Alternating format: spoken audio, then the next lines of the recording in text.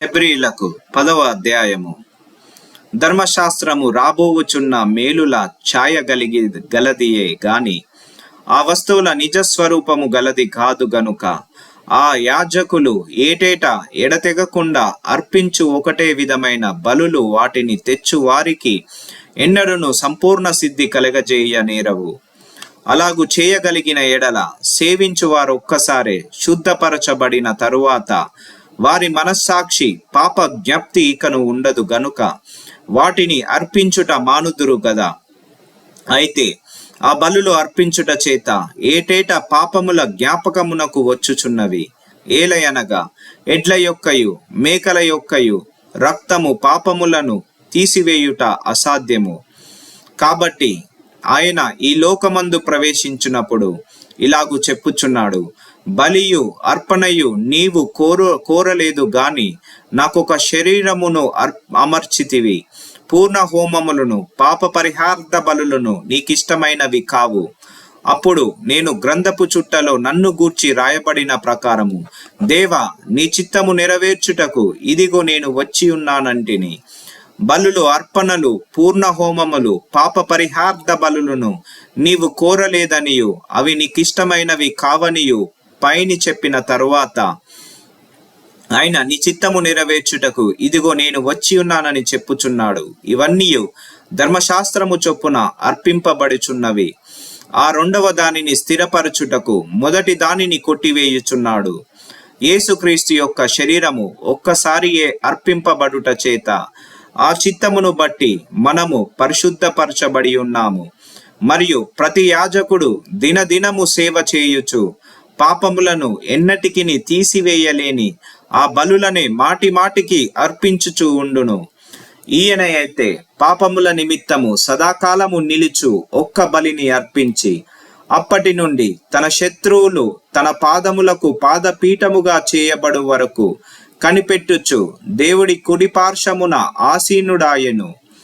ఒక్క అర్పణ చేత ఈయన పరిశుద్ధపరచబడు వారిని సదాకాలమునకు సంపూర్ణులనుగా చేసి ఉన్నాడు. ఈ విషయమై పరిశుద్ధాత్మ కూడా మనకు సాక్ష్యమిచ్చుచున్నాడు. ఎలాగనగా ఆ దినములైన తరువాత నేను వారితో చేయబోవు నిబంధన ఇదే, నా ధర్మ విధులను వారి హృదయమునందించి వారి మనస్సు మీద వాటిని రాయుదును అని చెప్పిన తరువాత వారి పాపములను వారి అక్రమములను ఇకను ఎన్నటికిని జ్ఞాపకము చేసుకొనను అని ప్రభువు చెప్పుచున్నాడు. వీటి క్షమాపణ ఎక్కడ కలుగునో అక్కడి పాప పరిహార్థ బలి ఇకను ఎన్నడూను ఉండదు.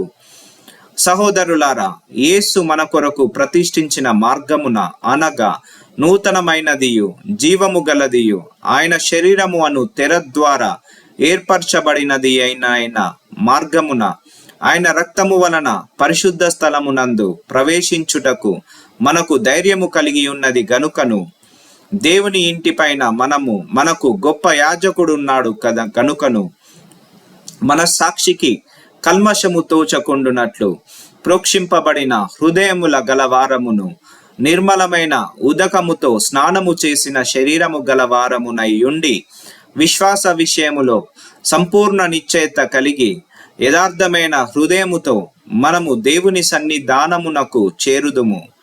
వాగ్దానము చేసిన వాడు నమ్మదగిన వాడు గనుక మన నిరీక్షణ విషయమై మన మెప్పుకొనినది నిశ్చలముగా పట్టుకొందుము. కొందరు మానుకొనుచున్నట్టుగా సమాజముగా కూడుట మానక ఒకనినొకడు హెచ్చరించుచు ఆ దినము సమీపించుట మీరు చూచిన కొలది మరి ఎక్కువగా అలాగు చేయుచు ప్రేమ చూపుటకును సత్కార్యములు చేయుటకును ఒకనికొకడు పురికొల్పవలెనని ఆలోచింతుము.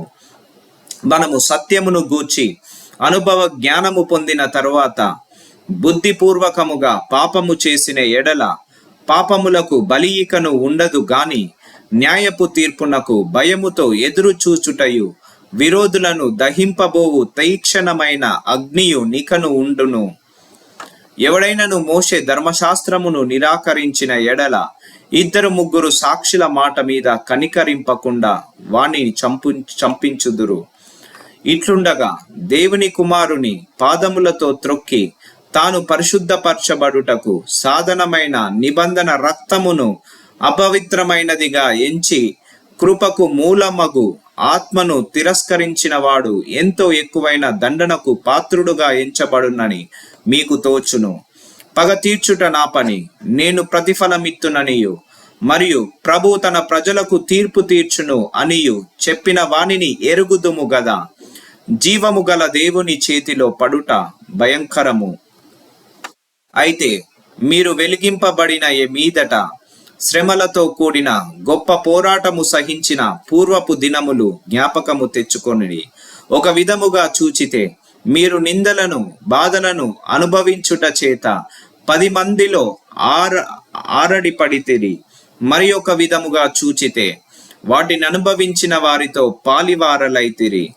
ఎలాగనగా మీరు ఖైదులై ఉన్న వారిని కరుణించి మీకు మరి శ్రేష్టమైనదియు స్థిరమైనదియునైన స్వాస్థమున్నదని ఎరిగి మీ ఆస్తి కొలుపోవుటకు సంతోషముగా ఒప్పుకొంటిరి.